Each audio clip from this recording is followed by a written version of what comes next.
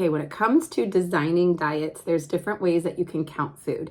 You can count food in their macros or macronutrients, and there's 3: carbs, proteins, and fats, and we measure them in grams. Or you can design a diet on caloric load, which is a unit of energy.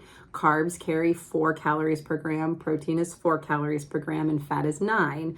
If you are consuming alcohol, it's 7.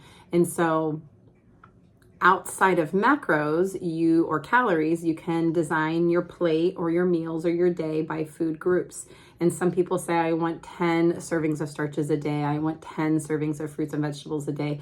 I want 10 servings of proteins a day. So there's different ways to design it. I've been working with people for about 20 years in meal planning, and typically, if you're not a numbers person and you want it to be easy, food groups is easier, where you can look at a plate and say, I can design this in a certain way based upon food groups.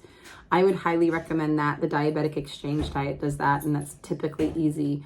But if you have a little bit more room, if you understand numbers and you understand science, macros can be really helpful. Hope this helps.